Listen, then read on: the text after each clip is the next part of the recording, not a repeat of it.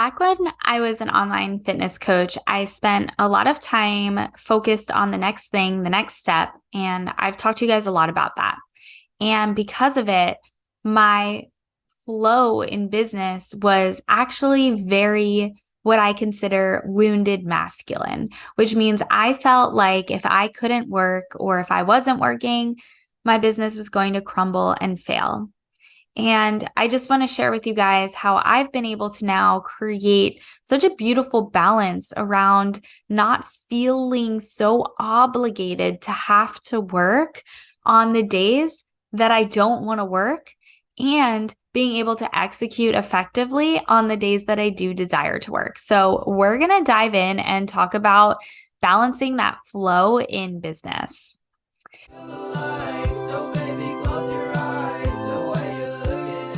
My name is Arden Schiller, and I'm an online business coach.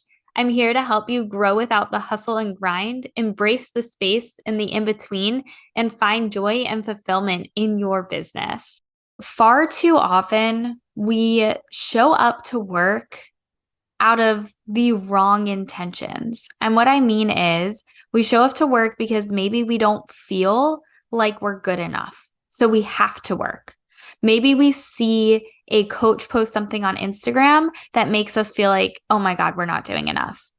Anytime someone would say to me, if you're not up at 5 a.m., you've already lost for the day, I would feel so obligated to set my alarm for the next week and wake up at 5 a.m. to win the day, quote unquote. When in reality, my body would be like, Arden, like right now, it's just not a good morning to wake up at 5 a.m. And I would completely not listen to my body and wake up anyway, which long term ended up burning me out. I think having a good balance is going to allow you to wake up at 5 a.m. some days and sleep in until 6:37 others and not beat yourself up about it. Far too often we work when we feel like there's nothing else to do. How many of you guys will work on a Friday night because maybe you're lonely and entrepreneurship is lonely and you don't know how to spend time with yourself outside of that? Sometimes we work because we want to prove ourselves. Who's the family member that makes you feel like you're not enough and that you have to prove that you are? Because if so, they're not someone who should be making you work. Okay.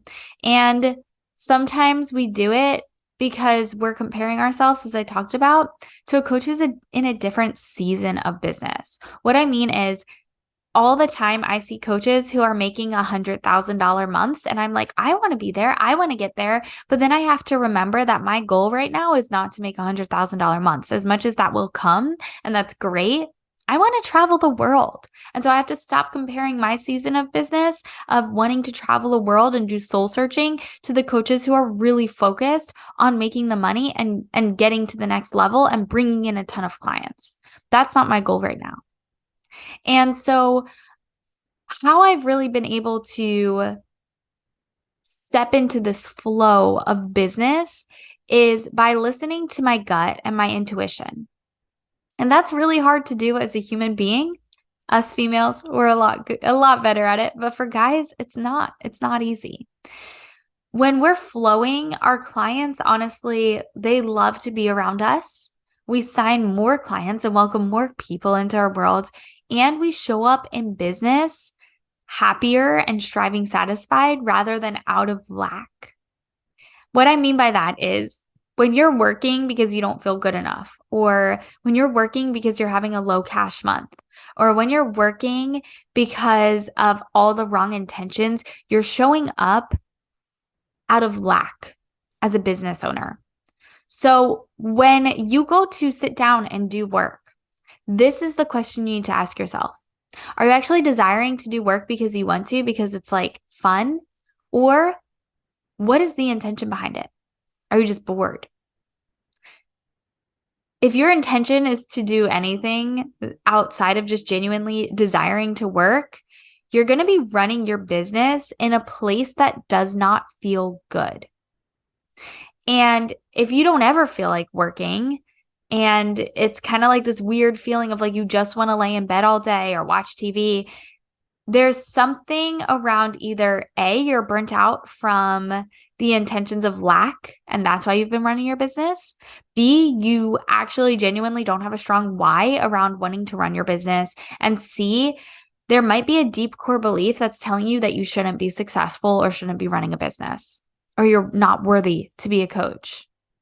And so it's time to get real with yourself and start recognizing these unconscious actions or inactions that you're taking in your business. Because when you can become aware of these things and you can kind of see, like, okay, I am showing up to work right now and I'm doing this podcast because I know that my voice is so important and this is going to change, at least hopefully, one person's view of how they do their business. That's why I show up and do this podcast. And guess what? Last Friday, I literally could not think of a topic and I was like, oh my God, I don't know what I'm going to do. And so I didn't record a podcast. Did the world end? No. I don't even think anybody noticed that I didn't launch my podcast episode on Saturday. I launched it on Wednesday because on Wednesday, I thought of a great episode. I thought of a great topic. The world didn't end. Nobody said anything and people still listened to it. And so when we can start to understand that sometimes it's about flowing rather than feeling like you have to do it. And today I was almost not going to re-record another podcast episode. And then I thought about this topic and was like, oh yeah, this is important. And so I felt desired. I felt motivated. I felt excited to talk about it in this podcast. And it's the same thing with, there's going to be things in business that you don't really want to do. Making a landing page, doing the back end work, even sending out emails consistently, until you can shift your mindset to A, make them fun, and B, have an extremely deep reasoning as to why you're doing them that feels good. The reason I do everything I do in my business outside, like that I usually wouldn't want to do, quote unquote, such as an email list or making a landing page, whatever, that type of stuff. The reason why I get all that stuff done is because I know the outcome of it is so exciting because it's changing lives. It's helping people create a business that feels good. They're not going to be like who I was when I was in my fitness business. I wish I had someone just like me when I was a fitness coach. I would have invested in myself so quickly because I was so burnt out and didn't even realize. I was so unconsciously unaware around how I was so focused on the next level, the next step, that even 30K months didn't feel good. Now it's like my 30K months feel amazing. Does that mean I'm stopping and I'm not striving? No, it just means that I'm actually enjoying the journey, right? And I'm able to flow with it. I'm able to say, hey, if I don't post a podcast on a Saturday, it's okay. Rather than getting it done on a Friday night at 2 a.m, I would have done that in my fitness business. I literally would have done it anyway. And so I think it's so important to really start to ask yourself, become aware of your intentions as you are doing everything that you do in your business. Start asking yourself, why am I doing this right now? Why am I doing this right now? And when you don't want to do it, say, why don't I want to do this right now? That's like one of the biggest questions I've asked myself. Why don't I want to do this right now? And if I'm sitting there at my computer wasting time and I'm like scrolling and I'm like, ugh, why am I not getting this done? Guess what I start to do? I ask myself, what do I need right now? What do I need right now that's going to support me as a business owner to be able to come back to this and execute effectively? The other day, I'm going to get a little deep with you guys. I literally was struggling to plan Q1. I was like on my phone 1 second, scrolling through Instagram. Let me know if this sounds like you. Scrolling through Instagram, putting it down. Oh, no. You got to get this done. Putting it down, starts typing a little bit, picks up phone, scrolling on TikTok, texting a friend. No, you got to get it done. Put the phone down, goes and start working. Yeah. That was me the other day. And I finally paused after it happened for like 15, 20 minutes. And I said, Arden, why aren't you just able to sit down and work? Because usually you can be really good at this.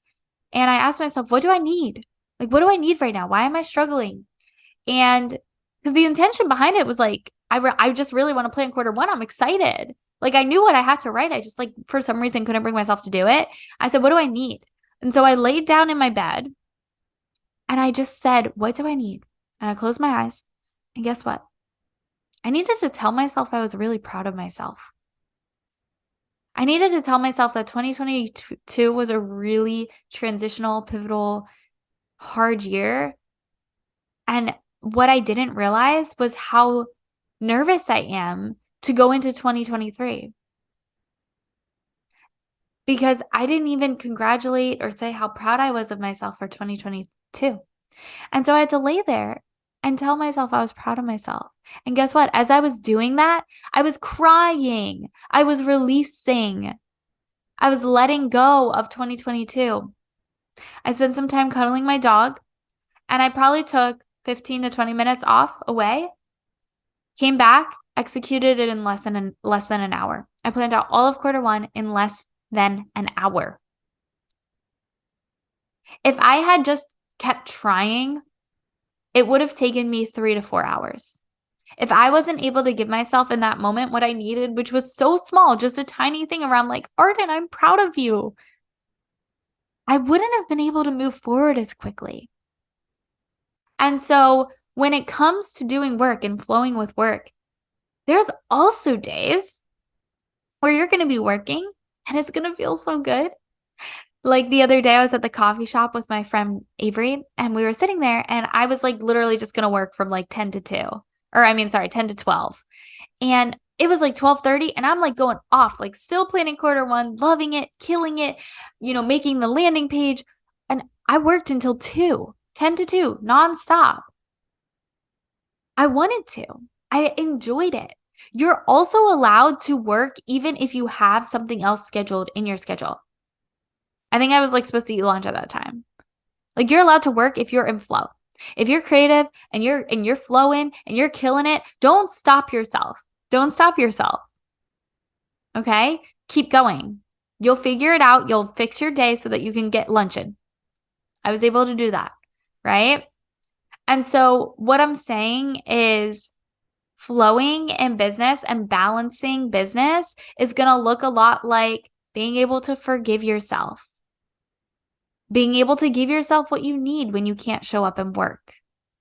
Being able to take time away, even if you don't want to, and also being able to work, even if you have scheduled in time away.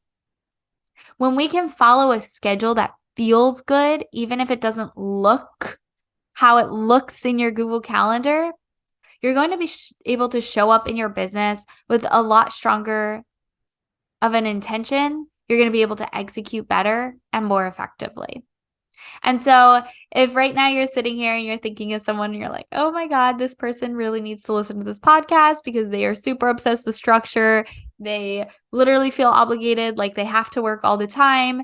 This is for them. Send it to them. If you felt like this was for you, share it on your story. Make sure to tag me. And thanks so much for listening into this podcast today. I love you guys, and I hope you have a great week.